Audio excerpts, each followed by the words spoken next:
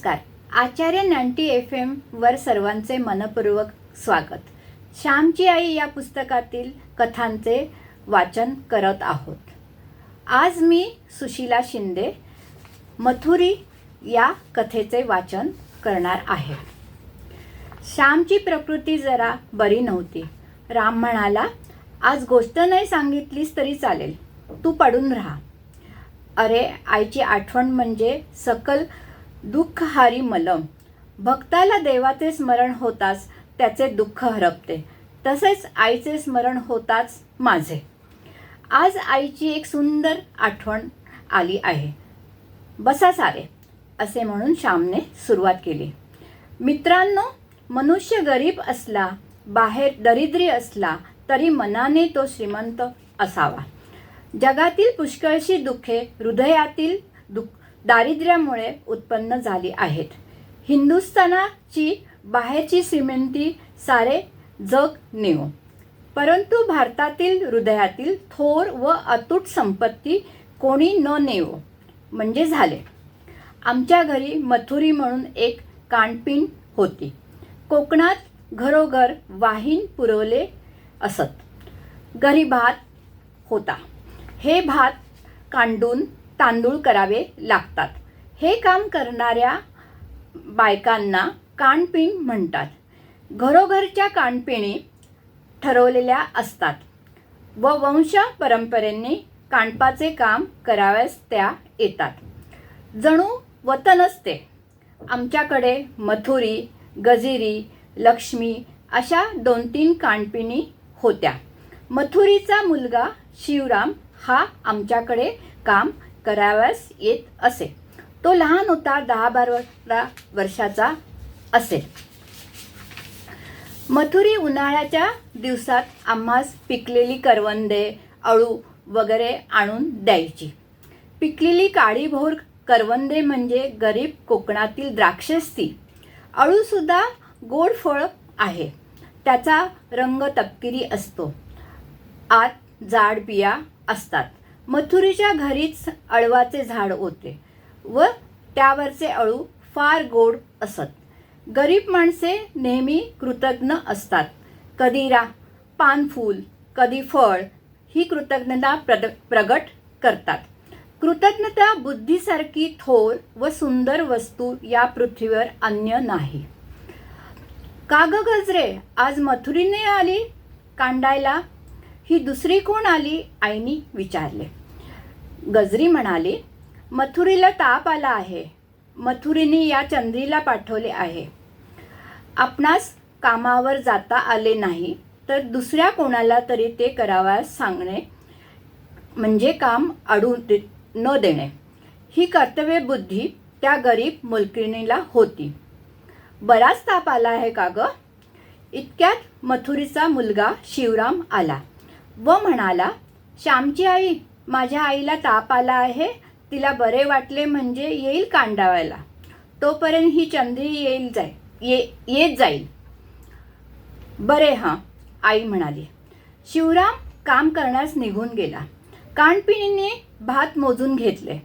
आई कांडणं घालून धुणी घेऊन विहिरीवर गेली. दुपारी 12-1 वाजता आमची घरातली जेवणे झाली. शिवराम घरी जातो म्हणून सांगावास आला. गुरांना पाणी घातलेस का? शेण वगैरे त्यांचे ओढून ठेवलेस का? नाहीतर गुणे पायांनी तुडवतील व त्यातच बसतील.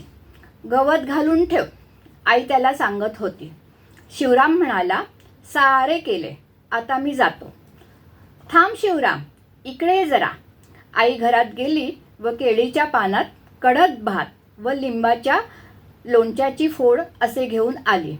एका लहानशा गंजात तिने ताक आणले. शिवराम, हे तुझ्या आईला हो, म्हणाव लवकर बरी हो, असे म्हणून त्याने ते सारे घेऊन आई घरात गेली. शिवरामने पानासकट तो भात आपल्या रुमालात बांधून घेतला व हातात गंज घेऊन तो घरी निघाला. 3 सांज झाल्या. आमची शाळा सुटली होती. परवाच म्हणत होतो आम्ही, गजरे, ही समई कोंड्याला पुसून नीट लख्ख करून ठेव, आईने सांगितले. आमच्या घरात रात्री देवाजवळ नंदादीप असे. काढण्याच्या दिवशी समीर पुसायची असा रिवाज असे. भाताच्या कोंड्याला पुसल्याने समई स्वच्छ होते. गजरी समई पुसू लागली. आई काढणं मोजून घेऊ लागली. कानपिसीन कण्या, धापट वगैरे देण्यात आले. धापट म्हणजे तांदूळ सडताना जो बारीक कोंडा पडतो तो. कानपिन निघून गेल्या. शिवरामाने झाडांना पाणी घातले. गुरांनी दूध काढली. आईने गाईचे दूध काढले. शिवराम घरी जावयास निघाला.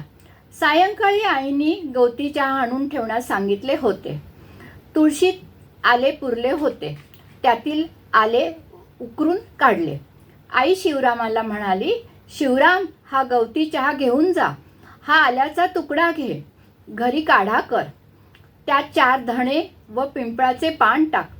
कडत कडत आईला द्या. मग हंतरून घाला म्हणजे घाम येईल व मोकळी होईल. थांब हो, 2 खडीसाखरेचे खडे पण देते. असे म्हणून आई घरात गेली. खडीसाखर घेऊन आली. शिवराम सारे घेऊन निघाला. मथुरेने शिवरामाला विचारले, शिवरामा, हे कोणी दिले? शिवराम म्हणाला, श्यामच्या आईने. मथुरी म्हणाली, देव माणूस आहे माऊली, साऱ्यांची काळजी आहे तिला. मथुरीने रात्री तो गवती चहा घेतला तरी तिला घाम आला नाही. तिचा ताप निघाला नाही. सकाळी शिवराम पुन्हा कामावर आला. शिवराम, तुझ्या आईचे कसे आहे? आईने विचारले.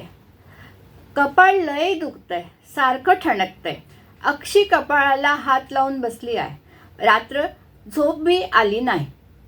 त्यांनी सांगितले. बरे, आज दुपारी जाशील तेव्हा सुंठ व सांबार शिंग देईन. ते उगाळून तिच्या कपाळास चांगला लेप द्या, म्हणजे बरे वाटेल, आई म्हणाली. जो तो आपल्या कामात दंग झाला. शिवराम गोठा झाडू लागला. शेणाच्या गोवऱ्या घालू लागला. आई भाजी वगैरे चिरू लागली. 2 पहर झाले. शिवराम आदल्या दिवशीप्रमाणे आंब्यावडा भात, लोणच्याची फोड घेऊन निघाला. सुंठ व सांबार शिंग आईने त्याच्याकडे दिले. सांबाराचे शिंग औषधी असते असं म्हणतात.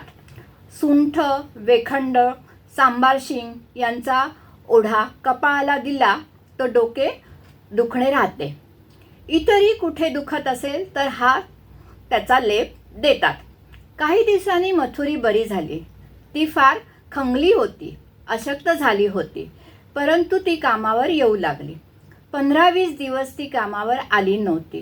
ती कांडाळ्याला आलेली पाहून आई म्हणाली, मथुरे, किती वाढलीस ग? काढणी होईल का तुझ्याकडून? मथुरा म्हणाली, बसत उठत करू काढणं. इतके दिवस अंथरुणावर पडून खाल्ले, पुरे आता. हिंडती फिरती आता झाली आहे. 4 दिवसांनी होईल धडधाकट. आई, तुमची माया असली म्हणजे काय उणे आहे आम्हाला. आई म्हणाली, अगं, सारे देवाची कृपा. आम्ही किती एकमेकांना पुरणार. बरे, पण मुलांना भात झाला आहे. तू 4 घास खाऊन घे त्यांच्याबरोबर, म्हणजे कांडावायला शक्ती येईल. दुपारी म्हणजे इथे जेव पोटभर. ऐकलेस ना? त्या दिवशी आमच्याबरोबर मथुराही सकाळचे जेवली. मथुरेच्या तोंडावर त्या वेळी केवढी कृतज्ञता होती. ती मथुरा आता म्हातारी झाली आहे. मी एखाद्या वेळेस कोकणात गेलो तर मथुरेला भेटावयास जातो. तिच्या तोंडावर सुरकुत्या पडल्या आहेत, तरी एक प्रकारची प्रसन्नता, वात्सल्यता तिच्या तोंडावर दिसते. मी जाऊन पाया पडलो तर ती म्हणते कशी, अरे हे काय श्याम? तिला माझ्या आईची आठवण येते व ती म्हणते, श्याम, तुझी आई असती तर तुला असा सडाफटिंग राहू दिला नसता. तुला लगीन करावयास लावले असते तिने. मेली बिचारी लवकर. साऱ्यांवर तिचा लोभ होता. अशी प्रेमळ व दयाळू आई मला मिळाली होती.